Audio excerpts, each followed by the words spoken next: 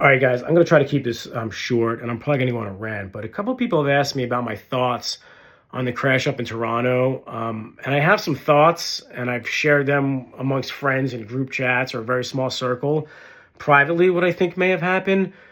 But publicly, I've got no real opinion on it because I have absolutely no idea what happened. I have zero training in accident analysis, so I don't know. Now, definitely are some accounts that I think do a really good job of accident analysis. Juan Brown comes to mind, but he's got the experience and he's been doing it for a long time. But for the majority of the other accounts, maybe just wait for the professionals to do their job before you put someone on blast via social media and post a picture of the first officer along with her private information on a TikTok or YouTube thumbnail because you're that desperate for views.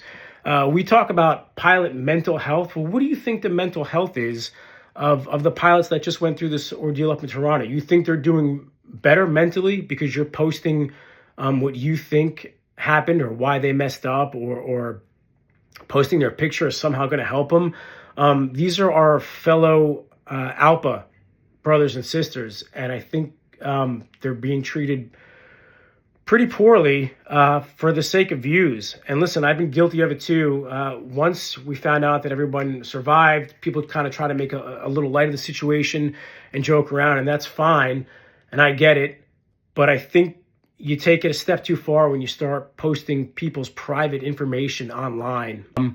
I get the temptation to do these accident analysis videos because if you look on YouTube, I mean, these videos get millions and millions of views within 24 hours. But that's just not my thing, not because I don't find it interesting, but because I just have zero training in it. And I don't think there's really anything that I can offer to help. And I think that, people use the argument that, well, there's lessons to be learned. And yeah, I agree with you. There are lessons to be learned from aircraft accidents.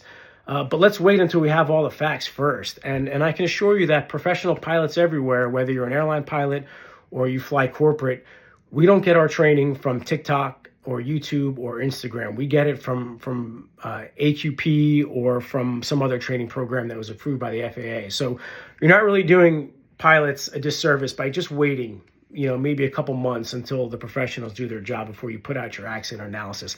I'm not saying don't do it. I'm just saying maybe be a little careful with throwing blame or putting someone's private information all over the internet because you are destroying. You're destroying someone's life, and it's just a really shitty thing to do for views.